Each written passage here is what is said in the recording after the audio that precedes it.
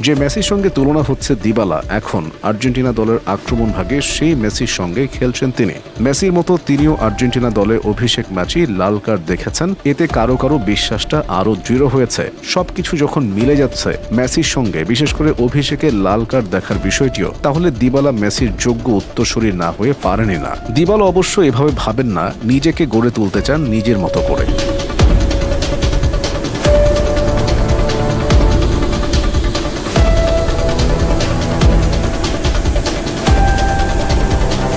কারো কাছে তার ড্রিবলিং লিওনেল মেসির মতো, কেউ কেউ বলেন বা পায়ে তার মেসির মতোই জাদু আছে, আবার কেউ বলেন তার স্পর্শগুলো নাকি মেসির মতোই মোহময়। সব মিলিয়ে ফুটবল বিশ্ব এরই মধ্যে তিনি নতুন মেসি। বলছিলাম আর্জেন্টাইন ফুটবল প্লেয়ার পাওলো দিবালার কথা। তার পুরো নাম পাওলো ব্রুনো এক্সিল দিবালা। তিনি 15 নভেম্বর 1993 সালে আর্জেন্টিনার লেগুনা লার্গা কর্ডোবায় জন্মগ্রহণ করেন। দিবালা যখন 15 বছরের কিশোর, ক্যান্সারের কাছে হার মেনে পৃথিবীকে বিদায় জানান তার বাবা। তার বাবার নাম ছিল আদলাফো। আদলাফোর 3 ছেলের মধ্যে সবার ছোট ছিলেন দিবালা। কিশোর দিবালার কাছে ক্যান্সারের কথাটা চেপে গিয়েছিলেন পরিবারের বড়রা। 1 বছরের মধ্যেই তার বাবা মারা যান। বাবার এভাবে চলে যাওয়ার পরও দিবালা নিজেকে সামলে নেন। বাবার দেখা স্বপ্নকে পূরণ করতে মরিয়া হয়ে ওঠেন দিবালা। আদলফো চাইতেন তার ছেলেদের মধ্যে একজন অন্তত ফুটবলার হোক। বড় 2 ভাইয়ের মধ্যে সম্ভাবনা ছিল, কিন্তু শেষ পর্যন্ত পারেননি। বাবার স্বপ্নের মশাল বহনের দায়িত্ব নিজের কাঁধে তুলে নেন তিনি। 8 বছর বয়সে মেসির সাবেক ক্লাব নিউ ওয়েলস বয়েজে ট্রায়াল দেন, কিন্তু ক্লাবটি নিয়ে সন্তুষ্ট ছিলেন না আদলফো।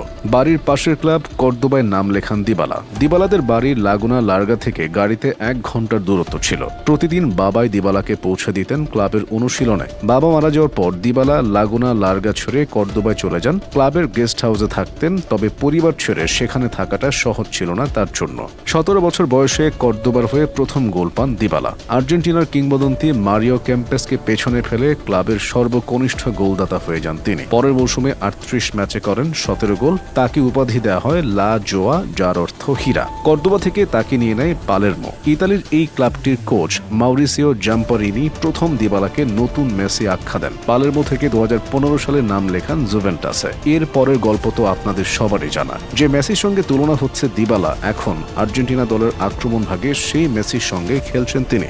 মেসির মতো তিনিও আর্জেন্টিনা দলে অভিষেক ম্যাচই লাল কার্ড দেখেছেন। এতে কারো কারো বিশ্বাসটা আরও দৃঢ় হয়েছে। সবকিছু যখন মিলে যাচ্ছে মেসির সঙ্গে, বিশেষ করে অভিষেকের লাল কার্ড দেখার বিষয়টিও, তাহলে দিবালা মেসির যোগ্য উত্তরসূরি না হয়ে পারেনি না। দিবালা অবশ্য এভাবে ভাবেন না, নিজেকে গড়ে তুলতে চান নিজের মতো করে। তিনি বলেন মেসি একজনই আছে, ম্যারাডোনাও যেমন একজনই হয়। মেসি ম্যারাডোনার প্রসঙ্গ আসতেই দিবালা আবার সবাইকে মনে করিয়ে দিলেন তার প্রয়াত বাবার ইচ্ছার কারণেই তিনি খেলোয়াড় হয়েছেন। 2024 জানুয়ারিতে ইতালিতে তুষার চাপে পড়ে প্রাণ হারায় 29 জন মানুষ। সেই দুর্ঘটনায় নিজেদের বাবাকে হারায় জুভেন্টাসের 2 সমর্থক এদোয়ার্দো ডি কার্লো এবং স্যামুয়েল ডি মিকেলাঞ্জেলো। এই 2 বালককে সান্ত্বনা দিতে ভিডিও কল করেছিলেন দিবালা। দুজনকে ডেকে নিয়েছিলেন কাছে। ছেলে দুটির সঙ্গে দেখা করে ভাগাভাগি করে নেন নিজের বাবা হারানোর দুঃখ।